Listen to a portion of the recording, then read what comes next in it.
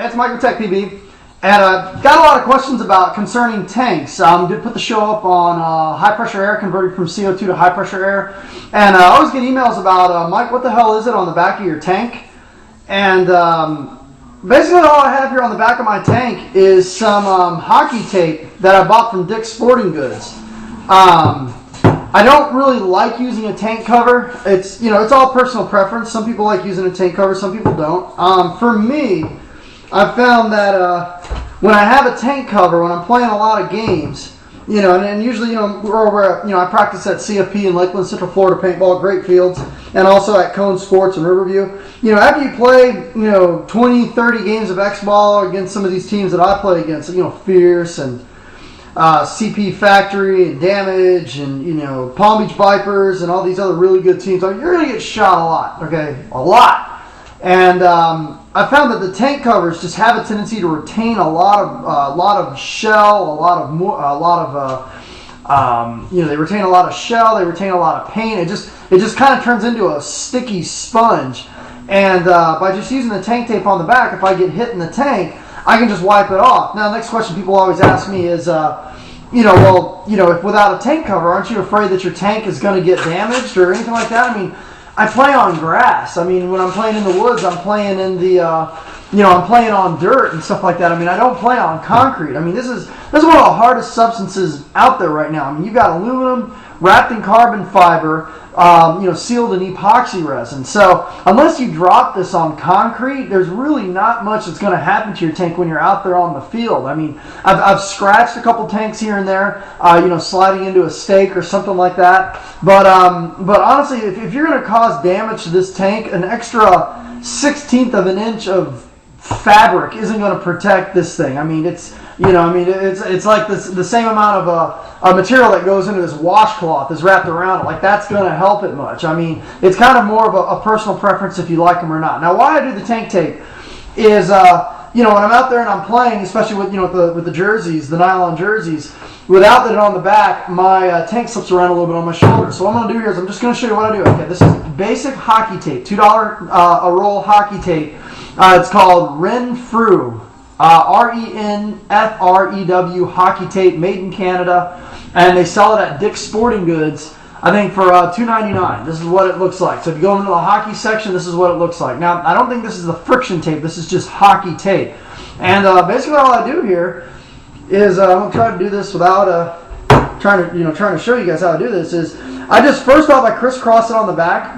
And one of the things I really like about this hockey tape over the athletic tape is the athletic tape has a tendency to really stick really hard and leave a ton of gummy mess on the tank when you peel it off. I mean, as you see, I peeled that old layer off, and there's no gummy mess or sticky mess on my tank. So basically all I do is I just take this, crisscross it on the back,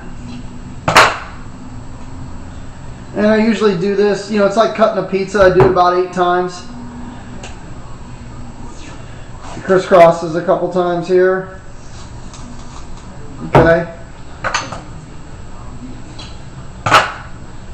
Okay, so you can see, how it's coming along here. It just crisscrosses on the back, and then I put 2 more pieces of tape on here. And I go a little bit up the tank, not far, but a little ways up the tank.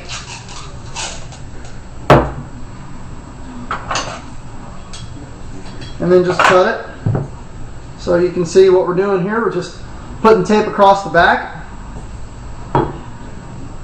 And I really like the way this feels, and it works really, really well, and it's cheap. I mean, one roll of this can do probably 30 tanks. Okay, so that's it on the back. And then, so as you can see how we have this set up here, so it's just overlapping pieces, just like cutting a pizza. And then what I do, to prevent my wrist from rubbing the tape off, I'm just going to wrap it around the tank a couple of times just to make sure that none of this comes up. So let's get this going here. This is kind of sticky. There we go. Okay. And then I'm just going to wrap this around the tank a couple of times to make sure that the crisscrossing pattern doesn't come up. And while I'm doing this, a lot of people, you know, they ask me about PSI and cubic inch and stuff like that. What does CI mean? What does PSI mean? Okay, PSI stands for pounds per square inch. Okay, that's the pressure of the tank. Tanks come, you know, high pressure tanks come in two sizes: the 4,500 PSI and 3,000 PSI. The 4,500 PSI are generally the carbon fiber. The 3,000 PSI are generally the aluminum or the steel tanks. Okay, as you can see, that's all done. That looks really nice. And now it's not going to slip around on my shoulder. It's not sticky or anything. It feels great. CI, like 45 cubic inch, 68 cubic inch, 88 cubic inch. Okay, I've got a little stick of cheese here. Okay, and this is basically a cube. Cubic inch is basically that. It's a 1 inch cube. So let's take like this little stick here. Cut that. Okay, that's a cubic inch basically. I mean, it's not perfect. I don't give a shit, but you know, it's a cubic inch. And what basically when they're talking about cubic inch, like 68 cubic inch and 45 cubic inch, it's basically a 45 cubic inch tank is a smaller tank. It's going to fit 45 of these little here goes my dog over. There you go.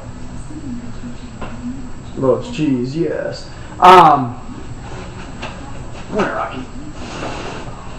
This is, for you guys that don't know, this is Rocky, the rendition dog. And believe it or not, he does have an APPA ID and an APPA ID card that he wears sometimes when we go to the tournaments.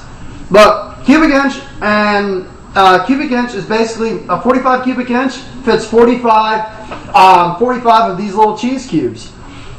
68 cubic inch fits 68 of these cheese cubes.